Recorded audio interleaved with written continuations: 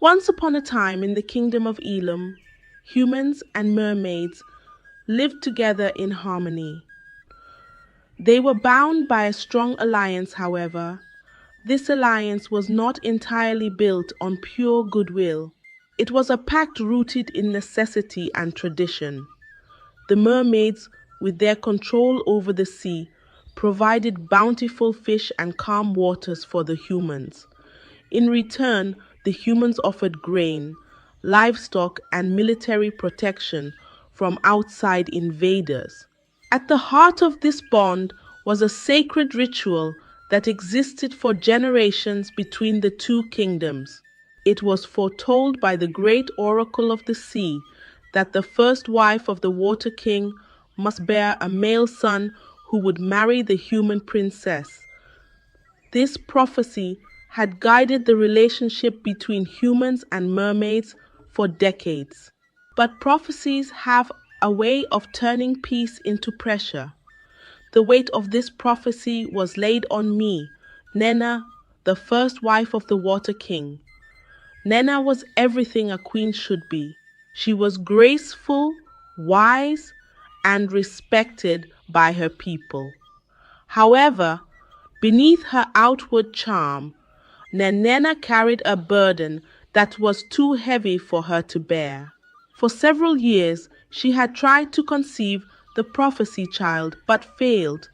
Each year, without a child, not only worsened the relationship between the humans and the mermaids, but the Water King Obiora, who was once devoted to her, began to distance himself due to desperation and frustration. He married several wives in his quest for an heir. Nena watched helplessly as her co-wives bore children. Each new birth reminded her of her own failure. Her co-wives, sensing her vulnerability, gossiped behind her back, calling her all sorts of names. The barren queen, they would shout each time they saw her passing by. One of her co-wives, Amaka, would dance with her little girl, singing songs of mockery each time Nenena approached her house. However, the ridicule didn't stop there. Every evening, as Nenena rose to the shore to seek solace, she encountered human women. These women, with their swollen bellies, mocked her openly. What use is a queen who cannot bear life? They would laugh out loud and even splash water at her. They did not care that she was royalty, that her pain was sacred. To them, Nanana was a failure, a queen who could not protect their future. Come, but you can't give birth, one woman inquired. I have never heard of a barren mermaid before. In fact, it has never happened. Why is yours so different? Is it you who will tear the two kingdoms apart? Will you open your two legs and conceive? Just do the needful and save our kingdom. Despite these harsh words, Nena remained silent and returned to the shore every evening. It was the only place she could cry freely, where the waves muffled her sobs and the stars seemed to listen without judgment. She often whispered to the gods of the sea, begging them to bless her womb, to lift the heavy weight of expectation from her shoulders. But the gods remained silent. Meanwhile, in the human kingdom, Princess Adana prepared for her own role in the prophecy. Adana, unlike many in her kingdom, was a compassionate soul. She had watched the tension between the two kingdoms grow with each passing year and felt the weight of expectations pressing down on her. Though she was betrothed to a future she had no say in, she found herself sympathizing with Nena. She could see the sadness in Nena's eyes during their rare meetings. To Adana, Nenena was more than a barren queen. She was a woman trapped in a web of tradition, just as Adana herself was. I wish they could leave her alone, Adana confided to one of her maids one morning. Don't they see the burdens she already carries? But Adana's voice of reason, was drowned by the growing unrest in her kingdom. Without the prophecy child, Adana would remain unmarried for the rest of her life, and without the marriage, the union between the humans and the mermaids would fall apart. As the pressure from both kingdoms became intense, Nena found herself increasingly isolated. The water kingdom no longer felt like home, and the shore only offered her fleeting moments of peace. However, one day, something happened that changed the course of her life for good. One evening, as Nena sat on a rock on the shore, crying as usual, a faint rustling in the bushes caught her attention. She froze and turned toward the direction of the sound. Then a man emerged from the bush, carrying a fishing net over his shoulder. He stopped abruptly when he saw her. "Who is there?" Nena demanded. "It is me. It's just me," the man stammered, lowering his net. "I didn't mean to intrude." The man was Ifeanyi, a fisherman known in the village for his quiet nature. He had come to the shore late that night to escape his own sorrow. When he heard her cries, he couldn't stop himself from looking for the source. Nena wanted to go back home immediately, but something in Ifeanyi's eyes stopped her. Unlike others who mocked her, his gaze was innocent. "Are you the one who cries here every evening?" Ifeanyi asked softly. "Why do you weep?" Nena kept quiet. She was not sure if she could trust Ifeanyi, but something about his presence was comforting. Slowly, she spoke. "Because I'm broken, and the world will never let me forget it." Ifeanyi lowered himself to the sand and set his net aside. "You are not broken, my dear," he said. "You are just carrying something too heavy for you." That night, Ifeanyi spoke words of encouragement to Nena, and for the first time in a long time, she felt truly loved. Over the next few nights, they met again and again. Each time, their conversations grew deeper. Ifeanyi told her about his late wife, who had passed away suddenly, leaving him to raise their young daughter, Chidinma. He spoke of his struggles, how every day was a fight to provide for his child and keep her safe. Nena listened to him with a soft smile on her face. In turn, she shared her own story of her barrenness, the ridicule she endured, and the unbearable pressure of the prophecy. To her surprise, Ifeanyi didn't judge her. He didn't see her as a failed queen or a mermaid bound by duty. To him, she was simply Nena, a soul as wounded as his own. One evening, Ifeanyi brought Chidinma with him. The little girl, who was just 5 years old, stared at Nena with wide, curious eyes. "Are you a water spirit?" she asked shyly. Nena smiled and replied, "Something like that." Then she grabbed Chidinma's tiny hands and pulled her closer. In that moment, something shifted in Nena. As she held Chidinma's hands and looked into her innocent eyes, she felt a flicker of hope. As time went by, Nena's bond with Ifeanyi deepened, and they met each day, pouring their hearts out to each other. Nena didn't care that she was married to the Water King. All she wanted was to feel loved, and Ifeanyi gave her the peace and attention she craved. One fateful evening, Nena let loose and had an intimate encounter with Ifeanyi. She felt truly happy after the encounter. After all, the king had refused to touch her for several years, calling her a cursed creature. As days turned into weeks, Nena began to notice something strange in her body. She knew it might be pregnancy, but didn't want to get her hopes too high. However, the truth became undeniable. In no time, Nena was truly pregnant. The news gave her mixed feelings. She knew what she did was wrong. She knew her actions would tear the two kingdoms apart. But Nena placed her happiness first. She decided to keep her pregnancy a secret and stopped visiting the shore as often because she was afraid that someone might notice the changes in her body. But secrets have a way of letting themselves out. One day, as she rose to the shore to meet Ifeanyi, she was unaware that she was being followed. One of her co-wives, Amaka, had grown suspicious of Nenena's frequent disappearances.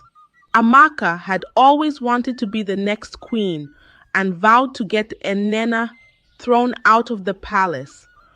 That day, Amaka followed Nena quietly, and what she saw that night fed her with satisfaction. Amaka watched as Nena embraced Ifeanyi, her hands resting protectively over her stomach. She heard the gentle words they exchanged, the laughter that seemed to mock everything the kingdom stood for. Without hesitation, Amaka returned to the underwater palace with so much excitement. This was a chance to destroy Nena's reputation for good. Immediately, Amaka got home, wasted no time, and headed straight to the palace to tell the king what she had seen. King Obiora was furious to hear that Anena, his revered first wife, had broken the sacred laws by taking a human lover. "Young woman, are you sure of what you are saying?" he asked, with so much anger in his voice. "Yes, my king, I saw them hugging and kissing each other. This barren witch has humiliated me and almost destroyed her." Amaka shouted with anger. "Where are the guards?" he demanded. "Go and fetch me that woman." When Nena arrived, she could tell that something was wrong, but she never knew that her little secret was finally out. "My king? You sent for me?" "Shut up, you demon, you cheap barren woman! Who is your king?" Obiora shouted. "Is it true?" he demanded. "Have you defied the prophecy? Have you betrayed your kingdom?" Nena stood frozen, shaking with fear. "My king, I have done nothing wrong. For many years you have despised me and refused to touch me because you feel I'm cursed. All I wanted was to be loved and cared for." Before Nena could finish her last statement, a slap landed on her face. "What rubbish are you saying, woman? You wanted to be loved? Have you given me a son? And I didn't love you? You have disgraced this throne? You are my first wife. You were chosen to fulfill the prophecy. And instead, you consort with a human fisherman. You have brought shame upon me, upon our kingdom and the gods themselves. My king, I will not apologize for love. I have carried the weight of this prophecy for so many years, enduring mockery and isolation. I begged the gods, but they remained silent. Now they have blessed me with this child. I will not abandon it." Obiora became more furious as Nena spoke. "I should banish you and that abomination from this kingdom." "Do," one of the co-wives shouted. "She is unworthy to remain among us. Let her suffer for her sin. The humans will see this as an insult. They would think we cannot uphold the prophecy. Cast her out before our actions bring ruin to our waters. Cast her out before... Take this filthy rag out of my sight and lock her up," Obiora commanded. That day, Nena was given 30 strokes of the cane, despite her condition, and she was locked up for 3 days with little food and water. The room was cold and damp, with nothing but silence to keep her company. As the days passed, her body grew weaker, but her resolve grew stronger. Nena knew she had to find a way out, not just for herself, but for her unborn child. The humans, too, were enraged when the news reached their kingdom. The human king, Bassi, was storming in anger. To him, Nene's actions were a betrayal of their sacred alliance. He summoned the council and declared the bond between the humans and the mermaids broken. He also swore to punish Ifeanyi severely before banishing him from the kingdom. Princess Adana sat quietly on her bamboo bed that night. Her mind raced with thoughts on how to help the situation. She had also questioned the rigid tradition, binding her to a future she did not choose. She couldn't sit and watch Nena being punished for choosing love over tradition. Her heart ached for the queen who had endured so much pain. The next day, Adana visited Ifeanyi, and they planned a way to rescue Nena from the unfair treatment meted out to her. Ifeanyi was determined and bold. He loved Nenana so much and would not watch her being subjected to unfair treatment in her condition. That night, Ifeanyi took the bold step to rescue Enena. As a fisherman, he was already familiar with the waters. He swam deep into the oceans down to the mermaid kingdom. The sea was restless, the waves high, but Ifeanyi's determination carried him forward. He broke into the cage where Nena was kept and carried her without anyone noticing. After much contemplation, they both decided to run away to a far village where no one knew them. Ifeanyi also took Chidinma with him. The journey was arduous, and they had to move under the cover of darkness to avoid detection. Finally, they reached a secluded village, surrounded by lush green forests and a tranquil river that mirrored the sky. By the next morning, the water palace was in chaos. King Obiora noticed that Nena was missing and ordered his guards to search for her. But she was nowhere to be found. Meanwhile, Nena and Ifeanyi had started a new life far from the hateful eyes of the two kingdoms. Their union was filled with love and support for each other. Each day, Ifeanyi tended to the small shelter they built by the river's edge, while Chidinma followed Nena like a shadow, asking her endless questions about the underwater world. One rainy evening, Nenena finally went into labor. Ifeanyi paced nervously outside their hut, his heart racing with both fear and excitement. After hours of labor, Nena finally gave birth to a bouncing baby boy. Ifeanyi held the child in his arms, and as he looked into his son's bright eyes, he named him Namdi.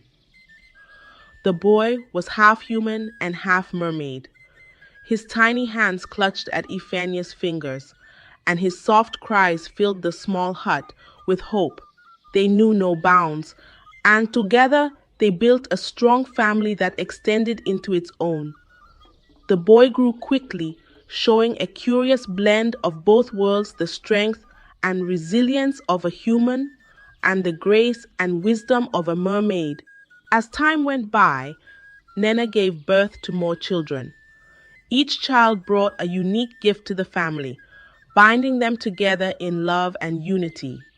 Meanwhile, back at the water palace, King Obiora had grown weak and pale, waiting for a son of his own. None of his wives had been able to give him an heir. Tears of sorrow rolled down his eyes as he regretted his actions. I wish I had treated Nena well. I wish I loved and supported her when she needed me the most.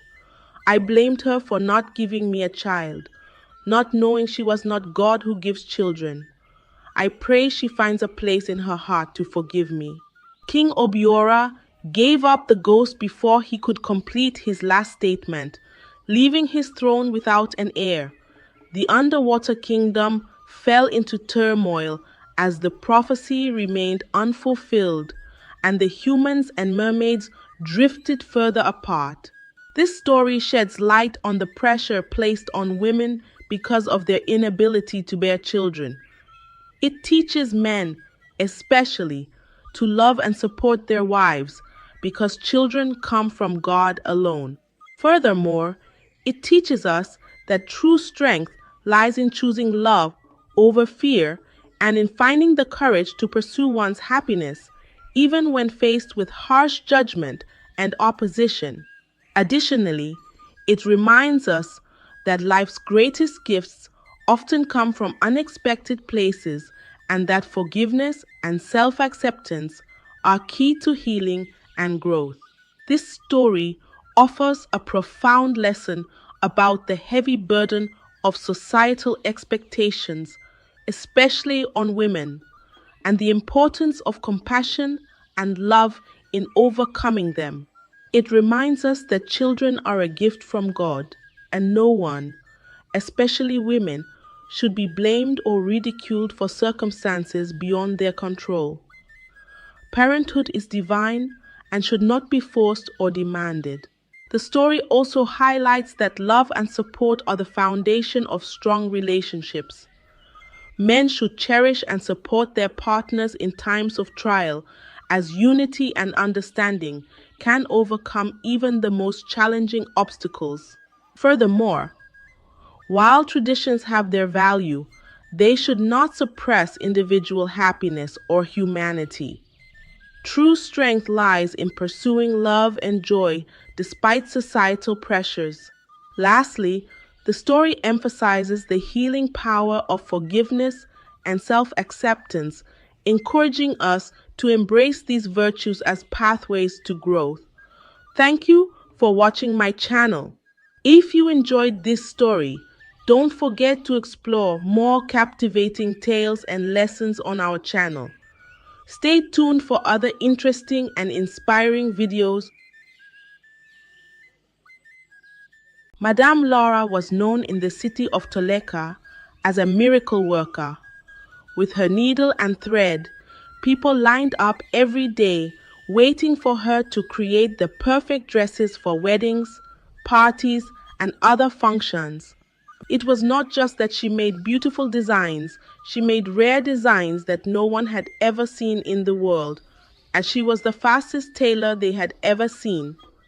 A dress that took other tailors weeks or even months, Madame Lara completed in just 1 hour. Yes, you heard that right. 1 hour. You would come into her shop. She would take your measurements, and by the time you returned, your outfit with a rare design that no one else had was ready for you.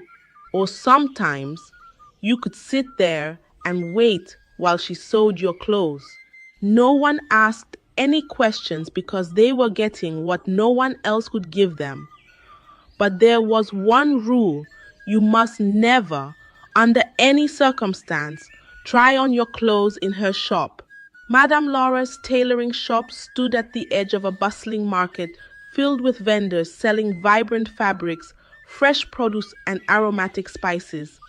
The market buzzed with the sound of merchants calling out their wares, children laughing, and the rhythmic clinking of tools. Her reputation was legendary. People traveled from far and wide to have her create custom dresses that were unlike anything they had ever worn before. It wasn't just her designs that drew people in, it was her speed. Madame Laura could do it within an hour. Her designs were magical. Her ability to create clothes that fit perfectly was unbelievable, and she would deliver your dress the same day.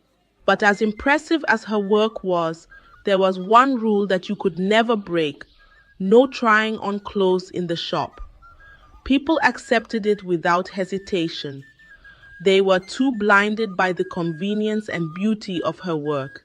She was not like any other tailor shop, where customers could go into a fitting room to check if their dresses were well fitted or needed adjustment. No, Madame Lara took your exact measurements, crafted the cloth with incredible precision, and then handed it to you in a beautifully wrapped package tied with a gold ribbon that shimmered in the sunlight. Her customers would take the package home and try on their dresses in their homes. Once they left the shop, there was no bringing the dress back because the dresses always fit so perfectly. Some people gossiped about her rule behind her back, but no one complained because they got their clothes quicker than any other tailor. Other tailors in the city were very jealous of Madame Lara. She took all the customers away from them. Her shop was always full, with lines spilling outside and around the shop. Inside the shop, a faint smell of freshly sewn fabric and lavender incense created an almost magical atmosphere. Until one day, it was a bright sunny afternoon when Sarah entered Madame Lara's shop accompanied by her two friends, Kira and Elan. Sarah was there to pick up a dress she had ordered for her cousin's wedding. She had told her friends about Madame Laura's skills and speed, and they couldn't believe the stories they had heard. Was it really possible for a tailor to make such perfect clothes so quickly? Could Madame Laura really make a dress in an hour? They asked. When they entered the shop, their jaws dropped. The shop was full of the most beautiful clothes they had ever seen. The dresses that were on display shimmered like they were made from silk and diamonds. Beautiful gowns, traditional wrappers, and modern designs adorned the mannequins. The golden light streaming through the windows highlighted the intricate beadwork on some of the dresses. Kira was shocked as she ran her fingers lightly across the delicate embroidery on a dress. Wow! I can't believe it. I have never seen anything like this, Kira said, her eyes wide with wonder. We should get our measurements taken too. I want a dress for my sister's wedding, Sarah whispered back, feeling proud.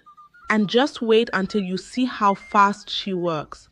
Madame Laura was busy measuring a young girl when they walked in, but she quickly looked up and greeted them with a warm smile. She was an older woman with sharp eyes and hands that moved like lightning. Her silver hair was tied back in a neat bun, and her glasses perched delicately on her nose. There was something calm and kind about her face, but something in her eyes seemed to be always watching to make sure everyone obeyed her rule.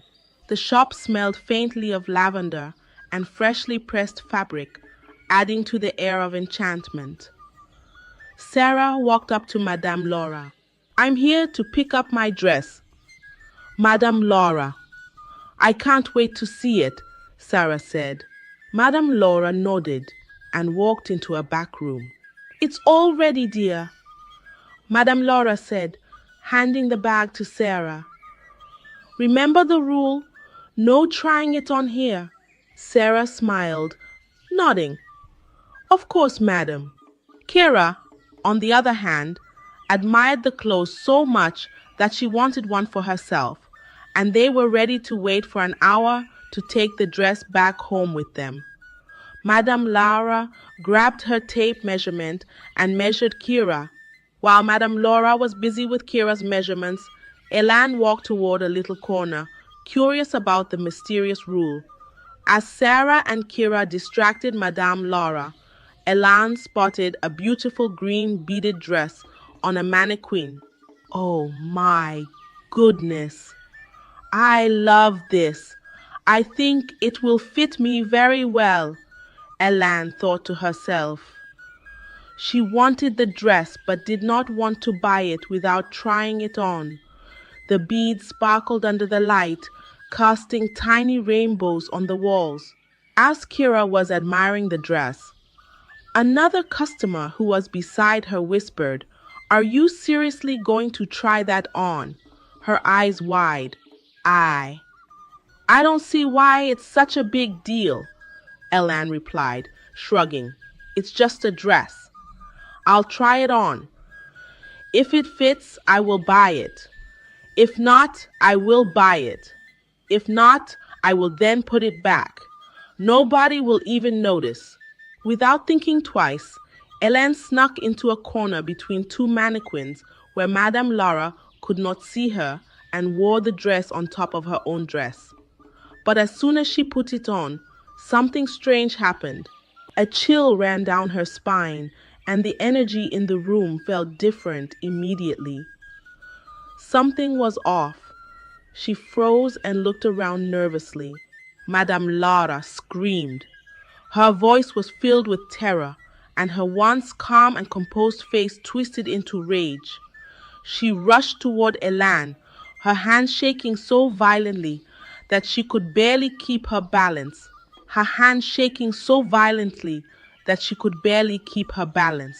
Sarah and Kira were shocked as Madame Laura charged toward Elan. She pushed everything and everyone out of her way. "What have you done?" Madame Laura screamed, pulling the dress off Elan's shoulders with trembling hands. You have finished me. You have ruined everything. Get out. You must leave. Get out now," she screamed as she kicked all of them out of the shop. Her body trembled and her voice cracked. Her voice echoed through the shop, sending shivers down everyone's spine. Sarah and Kira stood numb, too shocked to move. Madame Laura had always been so calm and kind. They had never seen her so upset. With tears in her eyes, Madame Laura turned to them, her voice filled with pain. "You have to leave, all of you. Get out of my shop." The three friends left the shop, confused and shaken. Madame Laura's anger had left them speechless. They couldn't understand what had just happened. Why was the rule so important? Why did Madame Laura look so terrified? Over the next few days, strange things began to happen. Madame Laura's hands, once steady and skilled, started to shake uncontrollably. At first, she tried to ignore it, but the shaking only got worse. She couldn't sew like she used to, and her stitches began to fall apart. The dresses that once fit perfectly were now loose and crooked. Every stitch she attempted to make fell apart. It took weeks to even finish one cloth. Her customers began to complain bitterly because they were used to bringing their fabric and receiving their dresses in 1 hour. She was struggling a lot to even get one dress done. Word began to spread throughout the town, but no one dared to speak openly about it. Gossip circulated like wildfire. "Have you heard what happened to Madame Laura? She's cursed. Her hands are swollen like balloons, and her shop is empty." Many customers stopped going to her shop. The line she used to have around her shop was gone. A few weeks later, her fingers and hands had swollen so much she couldn't do anything with her hands. Her hands were now blackened with big lumps, and the pain was unbearable. Every time she looked at them, she was reminded of the rule Elan had broken. Years ago, when she was a young tailor, struggling to be successful, Madame Laura had made a deal with the spirit. She had begged for success, for the power to make clothes that people would love, designs that no one else could make, rare designs that would bring her customers from far and wide. The spirit had granted her wish, but in return, she had to agree to one rule. No one could ever try on the clothes in her shop. The spirit had warned her that if anyone broke the rule, her gift would be taken away and she would lose everything. She had not thought much of it back then because it seemed like a simple rule to follow. But now, because of Elan's curiosity, the rule had been broken. Day by day, her hands that were so skilled and graceful were now swollen and covered in blisters and sores. The skin rotted, and soon maggots crawled out of the disgusting wounds. The sight was horrifying, and the smell was unbearable. Madame Laura was in so much pain, but there was no cure for her suffering. Desperate and out of options, she went back to the man who had helped her gain the sewing powers in the first place, but there was no help for her. Every night she cried herself to sleep, knowing she was losing everything she had worked for. Her shop, her reputation, her dream. It was all going away. One evening, Sarah couldn't stand it anymore. She felt guilty for what had happened to Madame Laura. She knew it was Elan who had broken the rule, but she still felt responsible. She decided to visit Madame Laura, hoping to apologize. When she arrived at the shop, the door was unlocked, but the shop was empty. The beautiful dresses that had once filled the shelves were gone. The walls were empty, and the room felt cold and eerie. Sarah called for Madame Laura, her voice echoing in the silence. "Madame Laura, are you here?" She heard a faint sound from the back room and slowly walked toward it. When she opened the door, she gasped. Madame Laura was sitting on the floor, her hands covered in bandages. Her face was pale and tired. She looked up at Sarah, her eyes filled with sorrow. I came to say I'm sorry," Sarah whispered, her voice trembling. "I didn't mean for any of this to happen." Madame Laura shook her head with a sad smile on her face. "It's not your fault, child. It was bound to happen sooner or later. The spirit has come for what it gave to me." Sarah's heart ached as she looked at Madame Laura, a woman who had once been so strong and proud, now reduced to this. She wanted to help, but she didn't know how. Madame Laura became a recluse, hiding in her shop, away from the prying eyes of the people she knew. There was no escaping her fate. The spirit had given her a gift, but she had failed to protect it. A month later, Sarah couldn't stop thinking about Madame Laura. Every time she looked at the beautiful dress she had picked up that day, her mind wandered back to the woman who had made it. Madame Laura had been kind and talented, and her downfall weighed heavily on Sarah's heart. She couldn't shake the image of Madame Laura's swollen, painful hands and the despair she had seen in her eyes. No one else had come to visit her or check on her, and Sarah realized that if anyone was going to help, it had to be her. So, after gathering some strength herself, she went back to Madame Laura's shop and gently knocked on her door. "Madame Laura, it's me, Sarah. Please let me in," she said softly. After a long pause, she heard shuffling footsteps approaching. Madame Laura opened the door, her eyes swollen from tears, her face pale and worn. She was clearly too weak to stand on her own. Without another word, Sarah stepped in, carefully helping her to sit down. She could see Madame Laura's hands wrapped in cloth, but still visibly swollen and covered in sores that hadn't started to heal. "You can't go on like this, Ma. We're going to get you help," Sarah said firmly, holding her hand, with Madame Laura barely able to resist. Sarah gently helped her up, and they took a taxi to the nearest hospital. When they arrived, the doctors were stunned by the sight of her inflamed, damaged hands. They examined her carefully, whispering among themselves. This level of swelling and sores was something they had rarely seen, and it made them wonder if something deeper was going on. What could have caused this? One of the doctors murmured as they began to treat the sores with the strongest ointments and medications they had. Despite their best efforts, Madame Laura's hands didn't respond quickly to the treatments. Days passed, but the wounds remained stubbornly unhealed, as though an invisible weight kept them from improving. Feeling helpless but determined, Sarah decided it was time to bring in more than just medical support.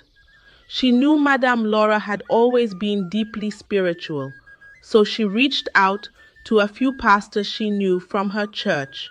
Explaining the situation to them, they agreed to come and pray for Madame Lara. The pastors arrived at Madame Lara's room early the next morning. With anointing oil, they began to pray fervently over her, seeking to break any curse that might have been cast upon her. Every day, Sarah sat with Madame Laura through every session of prayer and treatment, encouraging her to stay strong. The pastors prayed over her hands, her heart, and her mind, lifting her spirit each time they spoke. They even prayed over the entire shop, moving from room to room, blessing each corner to get rid of any lingering darkness. The praying continued for days, with Sarah staying close, giving comfort and reassurance.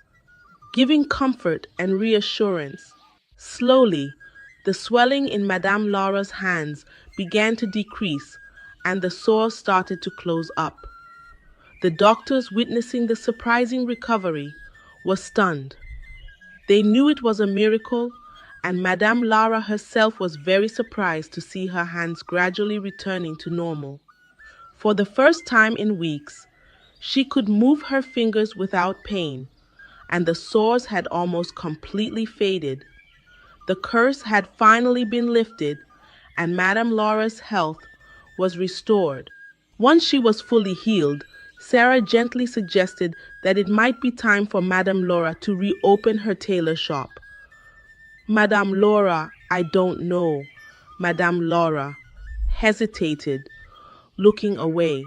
After everything that's happened, I doubt anyone would want to come back. People are probably too afraid or angry to step foot in that place again. Sarah understood her fear, but she wasn't ready to give up on the shop that had been a part of their lives for so long. Let me help you, Sarah urged, placing a hand on Madame Laura's shoulder. We can make a fresh start. I'll stand in as the new owner, and you can work alongside me. We will show people that the shop is safe, that the rules are gone. They can try on their clothes in the shop. Madame Laura still looked unsure, but Sarah's persistence gave her some courage. They decided to go back to the shop together, with Sarah ready to take charge and bring back their old customers. Sarah reached out to her two close friends, Alan and Kira, explaining the plan and asking for their help. Both women were more than willing to pitch in.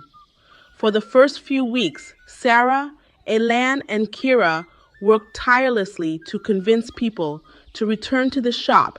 They assured everyone that Madame Laura was doing well, that no harm would come to anyone who visited the shop, and that the old rules were gone for good.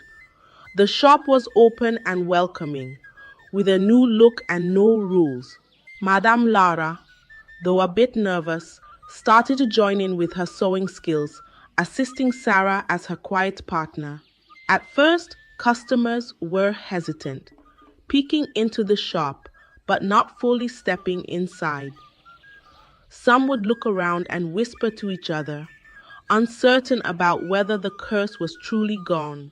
Sarah remained patient and welcoming, greeting everyone with warmth and inviting them to try the shop's services again. She and her friends assured the customers that nothing strange would happen and that Madame Laura was just a regular tailor who had gone through a tough time.